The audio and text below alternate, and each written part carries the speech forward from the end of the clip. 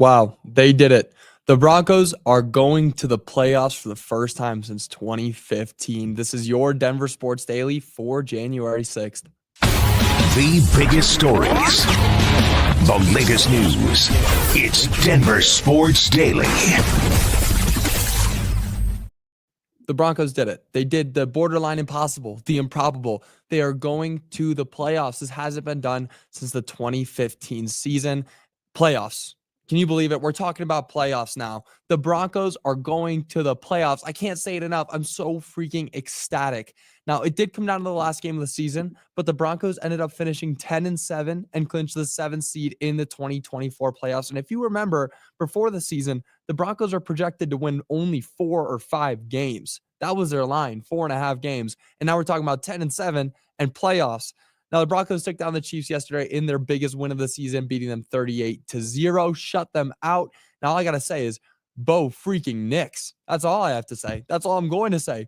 Now, sure, the Broncos were playing the Chiefs' second team, but Bo Nix and the rest of the Broncos offense played their freaking hearts out. Nix threw for 321 yards and 4 touchdowns on 26 for 29 attempts. That's incredible. He notched a 152.4 passer rating.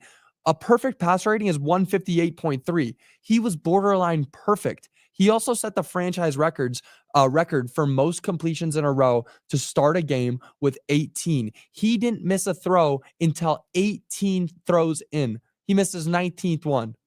That was incredible. He tied the record with that incredible pass to I believe it was Devon Vele. Devon Vele caught that touchdown that was tipped up 3 times in the end zone. Now, this game really got away for the Chiefs when Bo threw that touchdown that was intended for Adam Troutman, but it was bobbled multiple times, and it was Devon Vele who ended up catching that. Just incredible. Watching that live, I've never been more excited. This Broncos team is freaking exciting to watch. They are so much fun to watch. You go back last week when that pass by Marvin Mims was caught, Moss 2 players. That's fun football to watch. These guys are playing fun football. That is really what's going on here. They are so cohesive as a team. They are really getting into their zone. They're getting in a groove. And honestly, don't look now, but if I was the Bills, I'd be nervous. I'd be sweating a little bit. Now, this is also the first time since December 16th, 2012 that the Chiefs have been shut out completely. Great news. Love seeing the Chiefs fail like that. That's amazing. Now, sure, I can't hate too much on them. They do have the 1 seed, but still, going out in the last game of the season, I don't care what you got to say. I don't care if it was the second team. You're going out there 38-0 against the Chiefs. I will take that any day of the week. Now, the Broncos are going to be headed to Buffalo to take on the Bills this Sunday in their first playoff game in 9 years. Now, as I was saying, if I was the Bills, I wouldn't get too comfortable. I would not get too comfortable. The main thing with the Bills is how mobile and how agile Josh Allen is and how well he can move out of the pocket and complete a pass, or how well he can climb the pocket and run for 50 yards.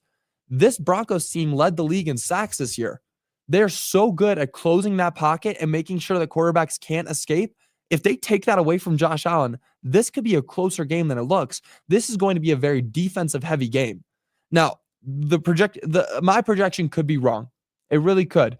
But I definitely could see this game being a Broncos win 10-9. Broncos win 13-10. Something like that. That is very feasible in my mind. That is a game that the Broncos can go out there and they win if their defense really steps up against one of the best offenses in the league. This is not going to be a giveaway game to the Bills at all. It really isn't. This is going to be a game that the Bills are really going to have to fight for, because the Broncos, you know damn well right now, they are not going to just lie down and take it. This team has worked so hard. They have played their hearts out. They have a playoff spot for the first time in 9 years, and they are going to go out there and show why they are a playoff team. They're going to go out defense heavy, go out. It's going to be a defensive heavy game any way you look at it, but the Broncos need to be more stout. They need to be more precise, keep Josh Allen in the pocket, and this could be a game that the Broncos can win. Now, moving on, the Nuggets split their mini-series this weekend against the Spurs. They lost one. They won another. This, honestly, though, could have been one of the best matchups I've ever seen, and definitely seen in the past few years. Nikola Jokic and Victor Wembanyama both stuff in the stat sheet. Just incredible to watch. Nikola Jokic, of course, continued to put up MVP numbers like he does every single time he steps on the court. In the first night, he recorded 41 points, 18 rebounds, and 9 assists in that loss. And then the second night, he came back, 46 points, 9 rebounds, and 10 assists. That was incredible. They ended up winning that game on Saturday. In overtime, sure, but Nikola Jokic, oh my gosh, 2 40-point games back-to-back, 18 rebounds, 9 assists, 10 assists. What more do you want from the guy? He's an MVP. I'm not seeing anybody put up numbers like that ever. I could go play 2K right now and not be able to put up those kind of numbers. He is incredible.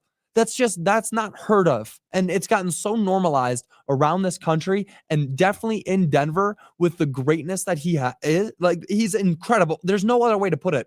46 points and 41 points on back-to-backs. I haven't seen that kind of points. Those kind of points I haven't seen since James Harden back in 2018, 2019.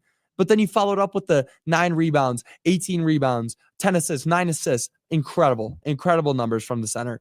Now, here's a stat. On the first game of back-to-back series this season, the Nuggets are 2-5. They lose 5 games. They win 2. However, on the second game, the Nuggets have yet to lose and are 7-0. Now, all that makes me think about is playoffs. Stay with me now.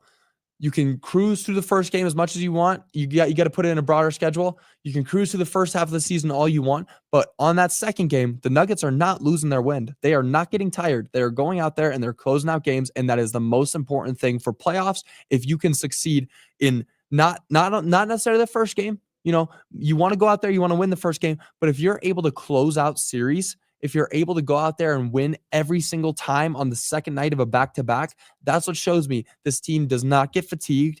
This team does not get tired. They go out there. Maybe they don't get it all right on the first try, but on that second night, you know that they're going to go out there and win. That gives me a lot of hope for the playoffs. Now, for these past 2 games, Denver is 20-14 and 4th in the West, and they play again tomorrow against the Celtics at 8 p.m., and that game is going to be nationally broadcast. Now, moving on, it's an Avalanche game day. Unfortunately, the Avs' 6-game win streak came to an end this weekend after a 2-1 loss to the Canadiens. But they hope to get back on track tonight when they take on the Florida Panthers. Now, the Avs' defense has been amazing, incredible, outstanding, whatever word you want to give it. They've only allowed more than 3 goals only twice in the past 13 games. And that's mostly been thanks to Mackenzie Blackwood and Scott Wedgwood. I've said it. If the Avalanche win the Stanley Cup, I'm buying a Mackenzie Blackwood jersey. He's been incredible.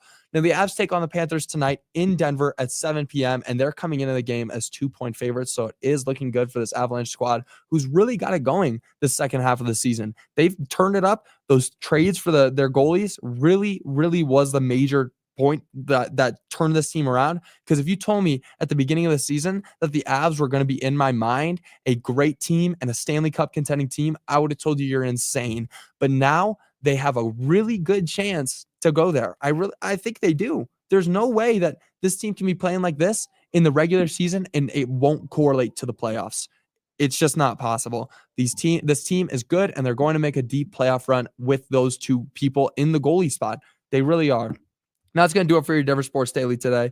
Nice shutout. It's not the Broncos' fault that KC played down. We can only control and do their jobs. That is all we can do. Control your own destiny, Broncos. If they're going to play like that, you got to go out there and win. I'm not going to look around and people are saying the Bengals should have gotten in, because the Bengals didn't get in. The Broncos did. The Broncos go out there and they win their games. Bengals didn't. That's the end of the story there. That's a great point. But that's going to do it for your Denver Sports Daily. I'll be back with you guys again tomorrow. We're going to be previewing that big Nuggets matchup, and then definitely going to be talking more about the Broncos all this week. That's all I want to talk about. That's all I can talk about. Just incredible. Playoffs, first time in 9 years. Are you kidding me? I was in 8th grade the last time the Broncos went to the playoffs, and now we're here. I'm here sitting with you guys, talking with you great people. We're going to the playoffs. We really are. I will see you guys all tomorrow. Y'all have a great rest of your day. Bye.